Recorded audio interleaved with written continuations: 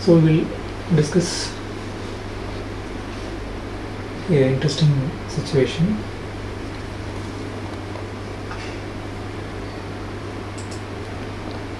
So this is canine 2-3. The patient has undergone ortho treatment, but the space was not fully closed and the root movement was not proper, and there was a lot of gap, mesial and distal to the premolars. Almost the space is available space will be enough for 1.5 to 2 premolars. Okay, so that premolar has got periapical infection and abscess.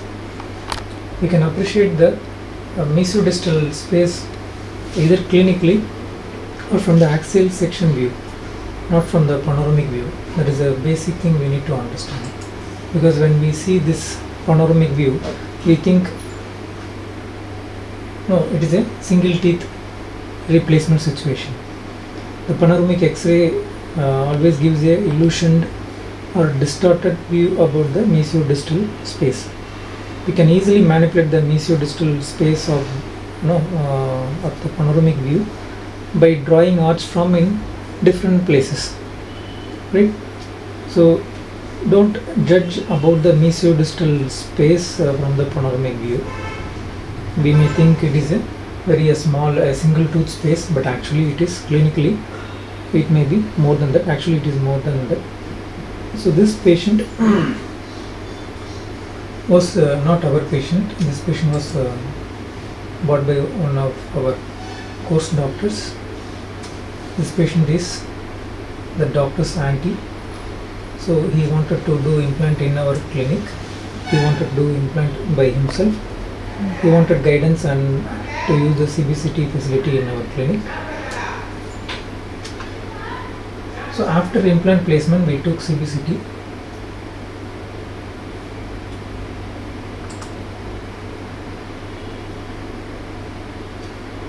The middle one. Last one, sir. So intraoperatively, before finishing the situation, we took the X-ray. Okay. So if you see the panoramic view, it looks okay. Mesially there is a compressive implant, probably 16 mm.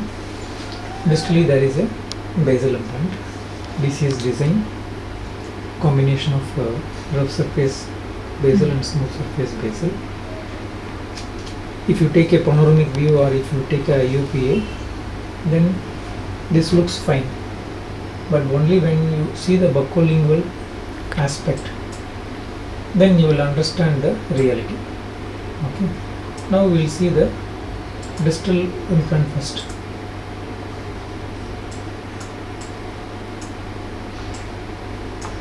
Okay. So the nasal floor was perforated, but the implant has not gone till the nasal floor. Okay, we need to insert this implant till now, because the doctor was not sure. They left a lot of shank outside and they took intraoperative X-ray. So this is basically an intraoperative X-ray the doctor took. So still more 5 mm they have to go, right? So this is the distal implant. So what about the mesial implant?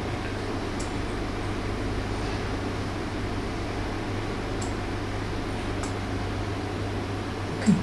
So the mesial implant is not at all ideal. It is outside the bony housing. Can you see? So it is completely outside the bony housing. The drilling would have started from the crestal alveolar bone, but the angulation was not proper. What angulation was not proper? The bucco-palatal angulation was not proper. It should have angulated towards the palatal aspect. Okay. Simply, if the doctor has kept a finger on the palatal aspect and during drilling, if he maintained parallelism between the finger and the drilling, this mistake could have been easily avoided. So when you see this kind of X-rays, we know what is the mistake here.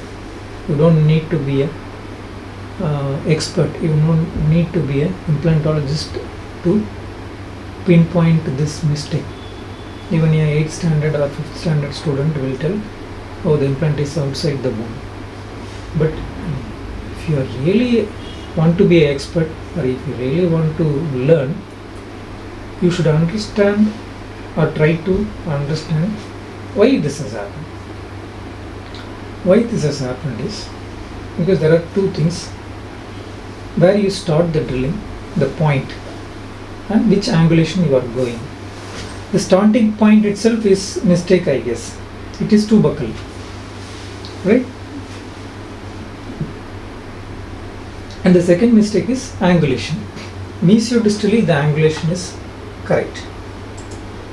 If you see here, mesiodistally the angulation is correct. It is not close to the adjacent canine. It is not close to the distal implant.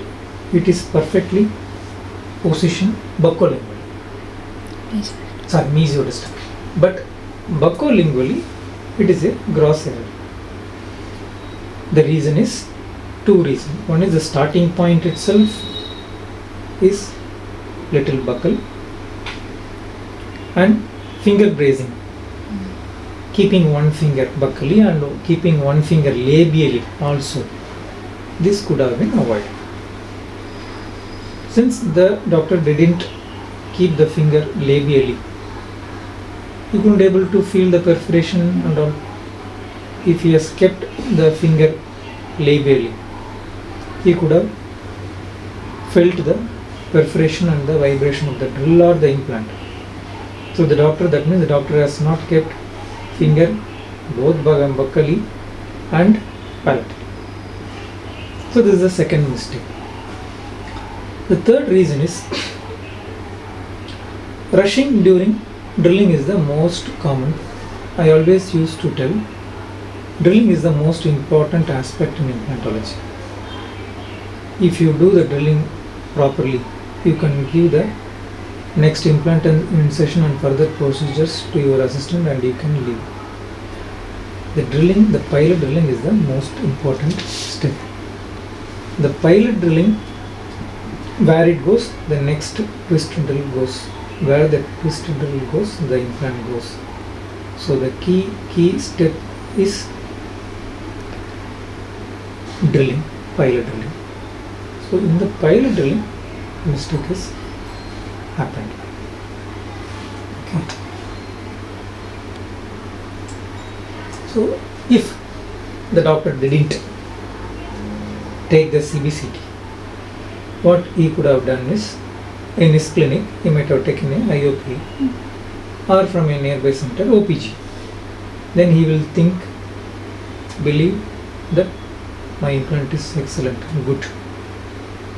But actually, is it good? No.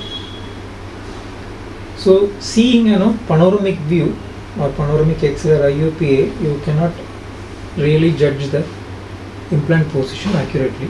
It will give only the mesiodistal positions, angulations, that too in a distorted way. If you really want to analyze your implant placement, you have to take a immediate CBCT. That is why we always take an immediate intraoperative CBCT, and if needed, we correct, we improvise, and we finish it. Especially when it is close to the nasal floor, sinus floor, mental foramen, inferior nerve, lingually perforated or not, over insertion, perforation, these things and all. The fine tuning we can do after we take the post-op CBCT, not after 1 day, not after 2 days, not after 1 month or 2 months, immediately. Some doctors tell, I need a CBCT only for pre-op, I don't need post-op. I am very much confident that once I place the implant, all will be perfect. But it is not always so. We are humans only. there will be lot of variations during surgery. We couldn't able to control all the factors, so there will be some deviations will be there. To fine tune that, it may be 95% correct, close to, but if you want 99% correct, you should take a CBCT immediately after implant placement, and whatever needs to be done, you should do it. So this X-ray tells the importance of three things. One is proper planning, and second thing is proper execution, and taking CBCT immediately after surgery. If these three things combine, all your implants will be successful. Okay. So if this implant goes like this, now we understand that this is the mistake of the operator. Mistake of the operator. So if somebody says this is a mistake of the implant, so this design itself is a wrong one, or this basal implant itself, it will always go like that. Is it correct? If somebody goes and crashes the two-wheeler or car, whose fault most of the time or almost all the time? It is the driving person. Okay. In Maruti car, after giving the service, in the mat it was written, safety starts, the safety may begin with S, that word S. Okay, but it always starts with U. Okay, the word safety may start with S, but it actually begins with U. That means the driver. Okay, so who is the driver during implantology? It is the surgeon. Whether you use basal implant, conventional implant, pterygoid implant, zygoma implant, or whatever, any kind of implant, the implant doesn't have any intelligence. Implant doesn't have any brain. It is lifeless. Okay, it cannot do go on perfect like this and do this mistake by itself. It is the operator who is using it. It depends on the operator. Even a high-end car like Mercedes-Benz, if you cannot able to drive, you can crash it. So the mistake is not on the implant or the car, it is the operator's fault. Okay. Understanding this, no, it doesn't require intelligence, it doesn't require training, it is a pure common sense. My surgery HOD used to tell, to become a good oral maxillofacial surgeon, you can remove that word oral maxillofacial surgeon and you can put any word. If you want to become a good dentist or implantologist or whatever it is, the first thing you need is the common sense. If you have basic common sense, you can practice a good implantology or surgery. Only when it is lacking, then all this kind of mistakes also will happen, all this kind of comments also will happen. So what is common sense? So I used to think, what is the Tamil word for common sense? I found the word, I don't know whether it is there. It is adipadi arivu. Okay. Using the senses given by the nature. There are 5 senses given by the nature. Eyes, touch, feel, taste, and using all these 5 senses, processing these 5 senses, the so-called brain, if you do anything, it will become correct. So when we are not using our eyes properly, God given touch sensation, touch feel. Implantology, touch is very important, the feeling is very important. Keeping one finger buccally and keeping one finger palatally, the touch feel is more important than CBCT. So that is why I am telling common sense. Common sense is nothing but using the senses given by the nature to the maximum. During surgery, we should put all our senses on the surgery if our mind is tense, if you are not focused, if you are doing implant in a hurry, then the senses won't work properly and we will do these mistakes.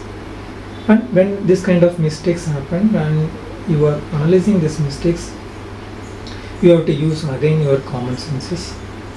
Then only you will find the right answers. Otherwise, just you will think that, oh, this implant went wrong, the implant system is wrong. Okay, that is not a correct or common sense intelligence approach. Okay, now we understand the reason behind this mistake. So after taking the X-ray, immediately the doctor found out the implant was not wrong. So they immediately removed this implant and placed another implant at a correct angulation. So that is the reason he brought his own aunt to our center. So that correction he did immediately. We will see that X-ray. Second. Sure.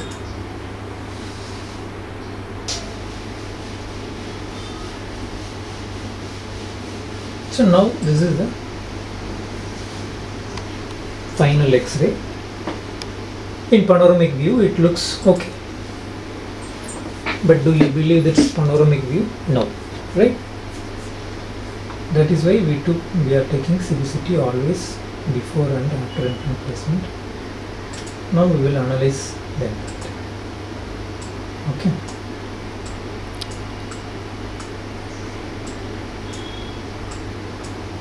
So this implant is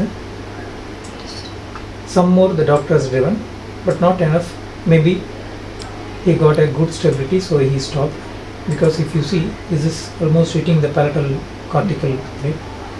And he has bended the implant also. That means it has got good stability. Always you don't have to perforate the nasal floor. If you got good stability by engaging the palatal cortical bone, you can stop it and leave it. Not always blindly you perforate the nasal floor or sinus. So the mesial implant where the correction has happened. Okay, so this is that implant.